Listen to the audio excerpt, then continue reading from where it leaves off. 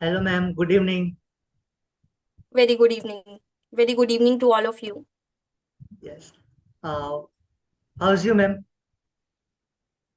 I'm good and hope all you are doing also good. And अभी last का जैसे 30 days for 30-35 days बचा है हमारे पास. You are utilizing it to the fullest last 35 to 30 days and these are very crucial. बहुत crucial है आप लोगों के लिए Yes. जिनके भी एग्जाम May 25 में whosoever are appearing in May 25 exams. So either this और दैट. हम कुछ भी कर सकते हैं इस मोमेंट पर. इतनी पावर्स है इस टाइम में because we are all alone when we are Yes. Working for any goal. उस टाइम हम अकेले काम करते हैं और अकेले में जो पावर्स काम करती हैं वो सबके साथ नहीं करती हैं. You can feel all of those who have prepared in past also and have cleared also like +1 +2 and in 10th class. आप लोगों को मेरी बात से कनेक्ट हो रहा होगा जब हम +1 +2 में भी बैठकर एग्जाम के लिए तैयारी करते थे. तो Yes. उसमें भी अकेले जब हम होते थे वो एग्जाम टाइम में when we were all alone. भैया सब पीछे हट जाओ and we just have to focus on our subject. So वही same we have to repeat the same process अभी भी. अभी कुछ बदला नहीं है. अभी Yes, हम ma'am. मॉन्स्टर्स नहीं बन गए हैं. है ना. We are still students. ठीक है. So, ma'am, अच्छा. shall we start some basic questions and start the session? Yes yes please. Yes. So, ma'am, first of all, question ये है कि ये लास्ट 30 डेज इसमें स्टूडेंट्स इतने मतलब स्ट्रेस में आ जाते हैं कि वो एक्चुअल में क्या पढ़े थे या तो क्या पढ़ना है वही सब भूल जाते हैं. तो यहाँ पे एक मेंटल डिस्टर्ब हो जाता है. तो इस सिचुएशन में स्टूडेंट्स को जनरली क्या करना चाहिए? देखो what I personally suggest and जो मैंने पर्सनली फेस किया है ड्यूरिंग माय स्टडीज और अभी जितने भी स्टूडेंट्स हैं I am connected with all the students. मैं जो समझ पा रही हूँ जो समझ पा रही हूँ दैट इज कि एक स्टूडेंट को जो है प्रॉपर शेड्यूल नहीं पता कि हम बनाए कैसे. सबसे बड़ी प्रॉब्लम ये आती है एक स्टूडेंट को कि शेड्यूल कैसे फ्रेम करना है उसमें एंगेज कैसे होना है ये नहीं पता चलता. This is the biggest problem. तो यस. पहले तो इसको एनालाइज करो. आप सबसे पहले वो टॉपिक्स उठाओ जिनमें आप वीक हो प्लस जो स्कोरिंग है. ऐसे टॉपिक्स आपको ढूंढ के निकालने पड़ेंगे. देखो एबीसी एनालिसिस मुझे I personally don't prefer ABC analysis because we tend to leave C category topics and sometimes I say test from those C category topics. So you have to select those topics which always come in the exam in every attempt which topics are coming. तो आपको ऐसे topics को select करना है and उन पर work करना है rather to follow any ABC category. और if you want to follow that ABC category तो आपको इतना इंपॉर्टेंस देना पड़ेगा. If you are doing A category and B category topics 4 times तो आई personally suggest you that C category topics should be done by you 2 times at least. 2 times वो भी किए जाने चाहिए. ऐसा नहीं कि आप छोड़ के जा रहे हो वो थोड़ा दिक्कत वाली बात है. And as I always suggest to my students कि आपको कम से कम भी 90 to 95% of the syllabus cover करके जाना चाहिए. बिकॉज अभी जब अटेम्प्ट लगता है ना सीए में तब वो जो दर्द होता है वो उससे बेटर है जो हम 10% छोड़ के जाते हैं जो हम अवॉइड करते हैं कि 80% कर लिया 75% तैयारी कर लिया. देखो एक्सट्रीम केसेस में पावर्स वर्क. एक्सट्रीम केसेस में ऐसा हो सकता है कि student make clear with 75 to 80% of the preparation also. But to avoid any kind of risk, I suggest you to please cover at least 90 to 95% of the topics. At least 90% of the topics you should cover to avoid any risk. जो आपने इतना सारा burden ले रखा है ना अपने कंधों पर मम्मी पापा की जो हमारी उम्मीदें होती हैं राइट. तो उनके लिए अगर आपको वर्क करना है तो इतना तो करना पड़ेगा. ठीक है. यस. एंड जहां तक आपने एक पॉइंट मुझे बताया कि स्ट्रेस को कैसे मैनेज करें ओवर थिंकिंग होता है, एंजाइटी होता है। अच्छा, सबसे बड़ी प्रॉब्लम जो मैंने ऑब्जर्व की है nowadays, maximum times a student where lack is, एक सब्जेक्ट उठाया, दूसरे सब्जेक्ट पे शिफ्ट करने का मन करता Yeah. है, देन एक सब switch, they are switching the subjects very very Frequent. Fastly. हाँ, बहुत फास्टली वो अपने सब्जेक्ट को स्विच कर रहे हैं वो भी without any plan. If Yeah. You have a plan, okay, that is then that is fine. आप एक प्रोसेस में वर्क कर रहे हैं, 2 घंटा पढ़ रहे हैं, फिर 2 घंटा पढ़ रहे हैं, if you are giving in a process then it is okay. But अगर आप बिल्कुल ही विदाउट एनी प्रोसेस चल रहे हैं, ये मन किया टॉपिक उठा लिया, आधा टॉपिक किया फिर छोड़ दिया, फिर दूसरा टॉपिक, फिर आधा, फिर 70% टॉपिक किया छोड़ दिया, वो गलत है। तो इससे कंक्लूजन क्या आता है, एंजाइटी से बचने के लिए you have to pack yourself in the schedule. Schedule में पैक कर लो एंड उसको फॉलो करो। नाउ अगली प्रॉब्लम जो स्टूडेंट के पास आती है दैट इज कि शेड्यूल अनअचीवेबल टारगेट्स वो अपने आप को दे देते हैं। तो मैं हमेशा अपने स्टूडेंट्स को एक बात बताती हूँ, when you are starting, when you are packing yourself in a schedule, तो मेरी साइड से सजेशन है आप फर्स्ट 2-3 डेज के लिए अपनी कैपेसिटी से कम शेड्यूल बनाइए, ताकि आपको एक पेस समझ में आ जाए, एक पेस पकड़ में आ जाए। वो पकड़ में आने के बाद you are good to go. फिर आप अपनी कैपेसिटी के अकॉर्डिंग अपना प्लानर सेट कर सकते हो। And if any student is giving first reading, I highly recommend कोई टाइमिंग डिसाइड नहीं करो टॉपिक्स के लिए, अगर आपको पास होना है तो। Because concept building takes time. मेरे पास ये भी डाउट आता है कि मैम मेरा पर्टिकुलर टाइम में नहीं हो रहा, कॉन्सेप्ट में टाइम लग रहा है। If you are doing it first time, time लगेगा, सबको लगता है, सबको लगता है, तो उसमें घबराने वाली बात नहीं है। जब आपने इतना रिस्क लिया, अभी तक आपने एक भी रीडिंग नहीं लगाया, अब लगा रहे हो, तो टाइम लगेगा and it is perfectly all right. ठीक ओके. है, ओके. तो ये चीज है। हाँ जी। तो मैम, आप लास्ट सेवरल ईयर्स से आप मेंटरिंग फील्ड में हो. आप कई थाउजेंड स्टूडेंट्स को आप मेंटर कर चुके हो. तो इन जनरली आपने क्या कॉमन मिस्टेक देखी है जो स्टूडेंट्स करते हैं, और वहां से ओवरराइट कैसे करे स्टूडेंट्स, उस पर आप कुछ गाइड कर दीजिए. बिल्कुल। देखो, there are few common mistakes which CA students commit in last 30 days specifically. अब वो यस. कौन से पॉइंट्स हैं, जैसे एक मैं ऑलरेडी कवर कर चुकी हूँ, हम कलेक्टिव सब्जेक्ट्स के बारे में सोचते हैं कि ये सब्जेक्ट भी पेंडिंग है, ये भी सब्जेक्ट पेंडिंग है, ये भी सब्जेक्ट पेंडिंग है। अब I want to give an example. अगर हमारे पास एक प्लेट में चाउमीन होगी, बहुत ही प्यारा एग्जाम्पल है, ध्यान से सुनना। एक प्लेट में चाउमीन है, एक में बर्गर है, एक में मोमोज है, और एक में पिज्जा है हमारे पास, एंड एक में सूप है, एक में चिकन सूप है, एक में नॉन वेज है, एक में एग्स है। तो ये सारा अगर हम एक साथ कंज्यूम करेंगे, पेट खराब हो जाएगा सुबह, right? It ends up in लू, आप लू से सफर करेंगे। ठीक है, तो मैं आपको ये सजेस्ट करूंगी, अगर आपको टेस्ट लेना है तो हम ऐसा ही करते हैं ना, if we go outside for eating something good, ठीक है, तो हम ऐसे ही करते हैं, एक चीज लेते हैं या दो चीज लेते हैं। तो पढ़ाई में भी ऐसे ही करना है, don't over burden your self.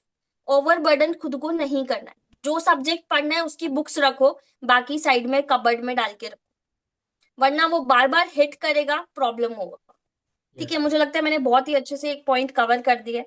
उसके बाद यस. बच्चे आते हैं, एंजाइटी स्ट्रेस हो रहा है, अब उसके लिए क्या सॉल्यूशन है? देखो, as I have already told you, अगर आप एक शेड्यूल में पैक हो गए, आपको पता ही नहीं चलेगा क्या एंजाइटी है क्या नहीं है, क्योंकि हमारे पास टाइम लिमिटेड है and we have to cover in that. उसके यस. बाद भी अगर किसी को लगता है, डर लगता है, उसके बाद भी थोड़ा डर लगता है, that is pretty much normal, because it should be there. अगर नहीं होगा तो we won't able to focus.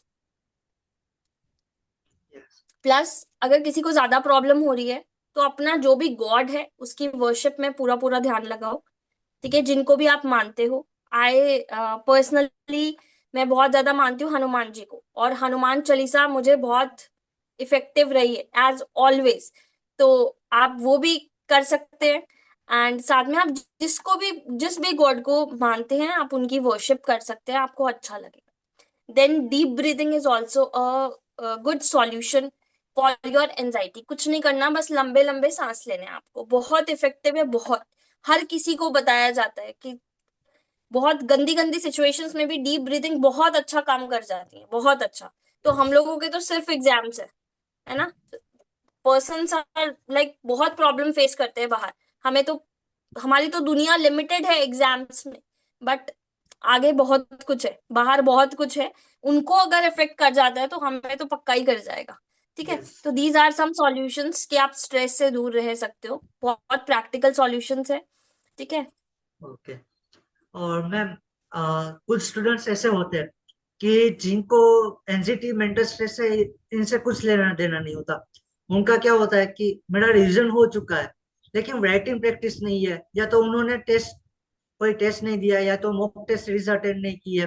तो उनको ये लास्ट 13 डेज में ये टेस्ट सीरीज अटेंड करनी चाहिए या नहीं करनी चाहिए, और उसके लिए कैसे प्लानिंग करनी चाहिए?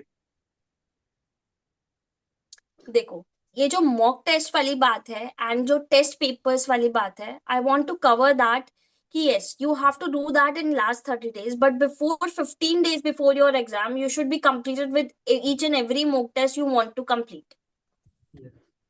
उसके बाद I want prefer you to give as an test, but you can practice it for practicing. आप प्रैक्टिस कर सकते हो अपनी सेटिस्फैक्शन के लिए, बट एज एन टेस्ट नहीं बैठो। 3 घंटा लेकर मत बैठो लास्ट 15 days में, व्हाट आई प्रेफर। अब ऐसा क्यों, इसका एक बहुत लॉजिकल रीजन है। If we won't get time to understand our mistakes, what's the logic to give the test? We should have time in our hands to prepare well, to know our mistakes and to work on it. तभी बनेगी बात, otherwise नहीं। तो वो confidence कई बार demotivate हो जाते हैं स्टूडेंट्स और अटेम्प्ट ही स्किप कर देते हैं लास्ट में। यस तो मैं प्रेफर नहीं करूंगी कि बिल्कुल एंड मोमेंट पे दो। आप 15 days पहले सारे मॉक टेस्ट कंप्लीट कर लो, जो भी आपको करना है। ओके अभी मैम। अपने पास 30 to 40 days बचे हैं। आप अभी कर सकते हो, नेक्स्ट 20-25 days में आप अटेम्प्ट कर सकते हो, उसके बाद नहीं करो। उसके बाद प्रैक्टिस के लिए करो। एंड जैसे आपने प्रेफर किया, अगर किसी स्टूडेंट ने प्रैक्टिस नहीं की है, रिटन प्रैक्टिस नहीं की है, वो कैसे करे? ठीक है, अभी मॉडल टेस्ट पेपर्स इशू किए हैं आईसीआई ने, ऑल्दो वो कंपाइलेशन ही है पास्ट के आरटीपीज एमटीपीज का, आई नो, यस बट एक एम्फेसिस डाला है आईसीआई ने फर्स्ट टाइम। तो हमें वो करने चाहिए। And I think, personally think that 6 papers are there for each and every subject, so they are covering maximum of the topics. Yes they cover maximum of the topics. You could able to know yes these are the important topics। आपका focus जाएगा उन topics पर, तो आप अच्छे से prepare कर पाओगे। तो what I suggest, after doing every chapter of every subject, आप गो थ्रू करो उन मॉक टेस्ट पेपर्स में से सिर्फ उन्हीं चैप्टर के क्वेश्चंस जो आपने चैप्टर किए। आई मस्ट से, अभी जो टाइम बचा है, आप लोग एक एक बार हर एक चैप्टर को जरूर गो थ्रू करने वाले हो टिल एग्जाम। तो आई वुड सजेस्ट कि आप चैप्टर के साथ साथ उसको लेते रहो। तो this would be the best strategy. ठीक है, और जो 3 hours वाला जो टाइम मैनेजमेंट है, वो आपको लिख के पेपर, एक एक दो दो पेपर हर सब्जेक्ट, एक एक तो पक्का लिख के जाना। Okay ma'am. Now here comes to 3 hour strategy, yes कि उस वक्त कैसे मैनेज करना है। ठीक है, तो अभी we all know MCQs are there, and yes with that too with the case scenarios, that is the biggest problem going yes on for the time management। So what I suggest, एक तो आपको अभी से practice करना पड़ेगा। Okay उसको handle कैसे करना है एकदम नहीं होता है। वन लाइनर एमसीक्यूज हो जाते हैं, पहले यस भी हो जाते थे, अब भी हो जाते, but when it comes to the case scenario, you should know how to handle it. Yes 5 question दिए, it is related to that paragraph, you have to find that paragraph first. अब बच्चे क्या करते हैं, no markings no all, plain reading देने हैं, फिर दोबारा रीडिंग, फिर दोबारा रीडिंग लगा रहे हैं, but and up missing all the things. आप पहले से ही मार्किंग करके चलो, क्वेश्चन से रीडिंग स्टार्ट करो, मार्किंग करके चलो पैराग्राफ्स में, this is related to the question number 1। फिर नेक्स्ट रीडिंग में सिर्फ वही रीड करो। एंड अभी 45 minutes अलॉट, इससे ज्यादा अलॉट नहीं कर सकते हो आप एमसीक्यूज को, जिसमें 2 केस सिनेरियो और 5 आपके वन लाइनर केस से, वन लाइनर एमसीक्यूज होंगे। यस 15 एमसीक्यूज हमें मिलेंगे, तो हर 5 एमसीक्यूज के लिए हमें 15 मिनट ही अलॉट होंगे। यस ओके और जो बचे हुए क्वेश्चंस हैं that should be completed in 20 to 25 minutes. ये पेस रहेगा हमारा। फर्स्ट 15 मिनट्स जो होंगे बहुत क्रूशली यूटिलाइज करना जरूरी है, यस उससे पूरा गेम चेंज होता है। That would be a game changer, कि आपको कैसे करना है कौन से क्वेश्चन को। वहीं पर लिख लो जो पॉइंट्स होते हैं, जो हम कीवर्ड्स याद करके जाते हैं, स्टार्टिंग में याद होते हैं, एंड में हड़बड़ी में याद नहीं रहते। आप स्टार्टिंग में पेंसिल से नोट डाउन कर लो जो भी कीवर्ड्स, या जो जो हम निमोनिक्स याद करके जा रहे हैं, स्पेशली ऑडिट में, एसएम में बहुत बच्चे निमोनिक्स से पढ़ते हैं, तो आप स्टार्टिंग में ही नोट डाउन कर लो। एंड प्लीज जो बच्चे निमोनिक से पढ़ते हैं वो ये याद रखो कौन से टॉपिक का कौन सा निमोनिक है। यहाँ पर बहुत लैक करते हैं स्टूडेंट्स। हाँ तो जी। मैम, आपने यहाँ पे ऑडिट और एसएम का जैसे एक पॉइंट आया है, तो यहाँ से एक क्वेश्चन है कि ज्यादातर स्टूडेंट्स को थियरी जब पढ़ते हैं तो वहाँ पे बहुत इश्यू आता है। ऑडिट है, एसएम है, लॉ है, या तो फिर फाइनल के लिए आईबीएस है। तो ये सब सब्जेक्ट्स जब पढ़ते हैं तो उनको बहुत मतलब हैवी सा लगता है, और लास्ट रिवीजन में उसी की वजह से प्रैक्टिकल सब्जेक्ट्स भी नहीं हो रहे। तो ये थियरी क्वेश्चंस को कैसे टैकल करें? देखो what I suggest in theory is कि आपको डिवाइड कर देना चाहिए इसको। अभी जितने बचे हुए दिन है डिवाइड कर दो 4 4 hours each day, okay and इसको छोटे छोटे स्मॉल स्मॉल पार्ट्स में करो। ओके 4 आवर्स और 5 आवर्स यू कैन अलॉट। देखो अभी हम सबको पता है कि we should allot 14 to 15 hours around अपने एग्जाम के आसपास, और करते भी है बच्चे, सभी करते हैं। +2 में भी हम लोग करके आए हैं यहाँ तक कि एक एक दिन मिलता था, 2 दिन मिलता था, तो पूरा सिलेबस हम लोग ऐसे लगे रहते थे, रिटर्न में करवाती थी मम्मी मार मार के। यस ठीक है। हाँ। तो अब यहाँ पर भी सेम है, तो आपको अभी टाइम निकालना पड़ेगा। तो 4 5 घंटे अपने ऑडिट के या एसएम के, जैसे अगर किसी का ऑडिट और एसएम है, 2 घंटे ऑडिट को रोज दो, और रोज एसएम को 2 घंटे या 3 घंटे आप दो, और ओके बीच में प्रैक्टिकल सब्जेक्ट्स लाते रहो। तो वो एक बैलेंस बना के रखेंगी। और मॉर्निंग में उठा लो ना, थेरेटिकल सब्जेक्ट्स को मॉर्निंग में लो। और फिर किसी को और भी दिक्कत आती है, you can use the audio notes. अपने ऑडियो नोट्स बनाओ, उसको सुनते रहो। लंच कर रहे हो, डिनर कर रहे हो, आप अपने ऑडियो नोट्स खुद ही सुनो। शॉर्ट से शॉर्ट बना लो एंड उसको सुनते रहो। 15 मिनट्स में एक चैप्टर आपका कवर हो जाना चाहिए। ऐसी समरी बनानी है आपको। अगर किसी को रिटर्न समरी नहीं आती, ऑडियो नोट्स बनाओ और उसको फॉलो करो। Okay ma'am.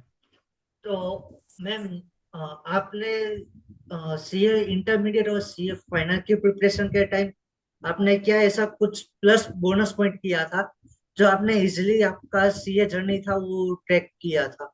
तो कुछ इस वहां से आप किस इस वहां से पॉइंट कुछ? पे मैं आती हूँ। हाँ, मुझे एक पॉइंट बहुत अच्छा याद आया है जहां पर बच्चे लैग कर रहे हैं, वीडियो लेक्चर्स फॉलो कर रहे हैं, कॉन्सेप्ट्स नहीं पढ़ते, क्वेश्चन पे जंप करते हैं, सबसे बड़ी मिस्टेक है। मैं आती हूँ उस पॉइंट पर मुझे पहले ये कवर करना है। मैंने भी किया था ये मिस्टेक। दोनों क्वेश्चंस का आंसर हो जाएगा साथ के साथ।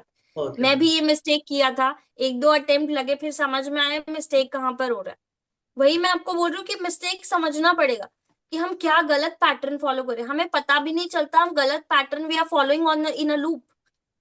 यस और ये सबसे बड़ा गलत स्टेप चल रहा है कि रिवीजन लेक्चर देखा, क्वेश्चंस पे जंप किया, फिर वहां पर जाकर कंफ्यूजन हो रहा है इंटरेस्ट रेट कौन सा लगेगा, प्लेस ऑफ सप्लाई में सेक्शन 12 में कौन सा था, 13 में कौन सा था, यस पीजीबी पे इस एडजस्टमेंट का यस था, प्रॉफिट में ऐड होगा या लेस होगा, वहां पर जाकर कंफ्यूजन। यही रीजन है, because you are not indulge into it. आप सिर्फ देख रहे हो, आंखों के आगे से निकल रहा है, यस बट आपको याद नहीं हो रहा वो। यस और इसका मैं एक छोटा सा एग्जांपल आपको देना चाहूंगी। जैसे if you have watch DDLJ और ये जवानी है दीवानी, यस कोई सीन याद है उसका एक्चुअल, मतलब बिल्कुल क्लियर कट कोई सीन याद हो कि ये सीन था एग्जैक्ट? द स्टोरी याद। नहीं याद। हाँ। हाँ। अगर मैं ड्रेस पूछूं ना, आप नहीं बता पाओगे। अगर मैं ड्रेस पूछूं किसी उसमें कैरेक्टर की, तो आप नहीं बता पाओगे। अब ऐसा क्यों है? अच्छा 3 4 जा, 4 2 जा, बता पाओगे क्यों? क्योंकि वो बार बार रिपीट किए, you were indulge in to that. Yes. बचपन में पता नहीं 100 बार आपने हजारों बार उसको रिपीट किया होगा। यस। 5 बार पढ़ो, 5 बार पढ़ो, क्लास में बोल बोल के पढ़ो। तो this is the actual reason. अब मैंने आपको बहुत क्लियरली बता दिया कि क्यों वीडियो लेक्चर पर डिपेंड नहीं रहना चाहिए। If you are weak in any topic, उसमें आप रेफर करो, कोई दिक्कत नहीं। ओके। अच्छा, एक और तरीका है वीडियो लेक्चर्स को रेफर करने का। आप 15 मिनट्स का स्लॉट लगाओ वीडियो का, ओके। उसको उसका कंटेंट पढ़ लो। ओके। क्योंकि हम क्या करते हैं, हम 2 घंटा वीडियो में ही खराब कर देते हैं, फिर एनर्जी नहीं बचता पढ़ने का। हम्म। आधे घंटे का लगाओ, 15 मिनट का लगाओ, इतना ही। उसको फिर पहले पढ़ो जितना सुना है, हम्म। उसके बाद आगे बढ़ो, सेम प्रोसेस को रिपीट करो। एकदम बैठो नहीं 2 घंटे के लिए, अब वो टाइम नहीं है। दैट टू अगर कोई सब्जेक्ट कोई टॉपिक वीक है उसके लिए, अदरवाइज मत पढ़ो लेक्चर्स के चक्कर में, revision lectures. Okay ma'am.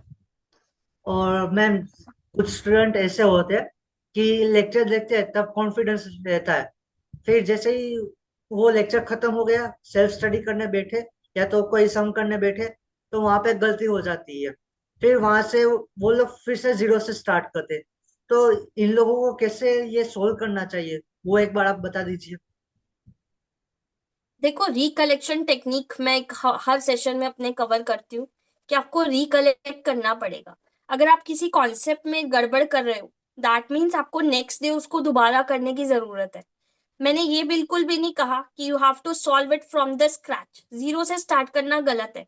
Yes. But actual point on which you are mistaking, that should be highlighted in your book.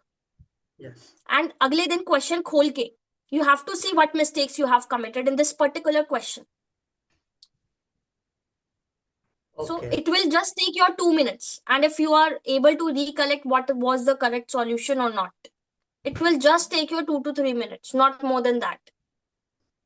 Okay. आपको सॉल्व नहीं करना स्क्रैच से, आपको सिर्फ दो से उसको सिर्फ ये देखना है कि गलती क्या की थी, करेक्ट सॉल्यूशन क्या है। अगर तो याद आ रहा है, then it is perfectly all right, don't have to do anything else. If you couldn't able to recollect, don't worry, see it again, what mistakes you have done, what was the correct solution, and repeat the same for the process for the next day also. अगर याद नहीं आया, repeat कर दो same process, 2 minute लगेगा next day भी। Okay. तो इस तरह से आप क्वेश्चंस अगर आपके सॉल्व नहीं हो रहे हैं, तो आप ग्रिप ला सकते हो, लास्ट 30 डेज में भी ग्रिप आ सकती है। This is the correct solution for gripping. Okay ma'am. Ma'am अपन अभी कंक्लूजन पे है, तो कंक्लूजन से पहले आप ऐसा कुछ आप स्ट्रेटेजी या तो कुछ गाइडेंस ऐसे देना चाहोगे जो स्टूडेंट को 100% अवॉइड करना चाहिए, या ये लास्ट रिवीजन में या तो एग्जाम के टाइम पे। देखो, एक तो सबसे ज्यादा है पैनिक नहीं करना है, ठीक यस। है। सबसे ज्यादा एंजाइटी प्रॉब्लम है स्टूडेंट्स का। और एक दूसरी चीज, don't think about the results. Results के बारे में सोचोगे, एक्शन पे फोकस नहीं कर पाओगे। तो मेरी साइड से एक सबसे बड़ा जो प्रो टिप मैं कहूंगी, मेरी साइड से जो टिप है कि प्लीज आप रिजल्ट पे फोकस करने की बजाय आप एक्शंस पे फोकस करो, that will help you immensely. Okay ma'am. Bhagavad Gita में भी ये कहा गया है, कृष्ण जी जब कि कर्म करते चलो, फल की चिंता नहीं करो। तो सेम अप्लाइज अपन पे भी, कि कर्म करते चलो, फल की चिंता नहीं करो। और एक ना वर्स्ट सिचुएशन आप सोच लो कि वो ज्यादा से ज्यादा क्या होगा अपने साथ, तो वो एक ना डर निकल जाता है, जो फियर है आपके अंदर। उसके बाद आप काम कर सकते हो खुल के। यस। ठीक है, एक और मैं आपको बताना चाहूंगी एग्जाम्पल। जैसे आप हमेशा 2 प्लान्स रखो अपने पॉकेट में, एक वर्क नहीं करा, दूसरे पे जंप कर जाओ। मतलब it would act as an parachute.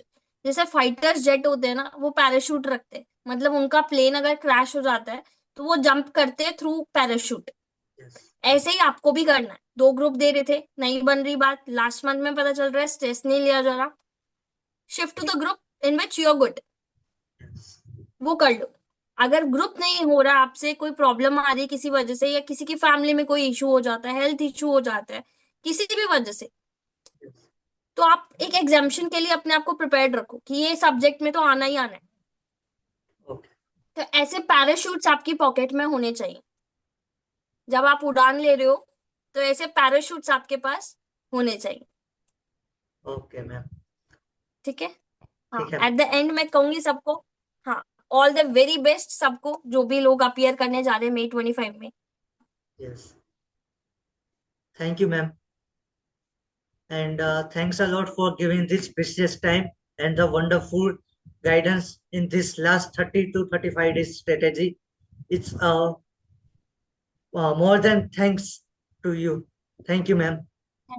Thank you from my side. Thank you for having me, Dashu. Thank you so much. Yes, ma'am. Thank you. Okay, all the very best. Thank you.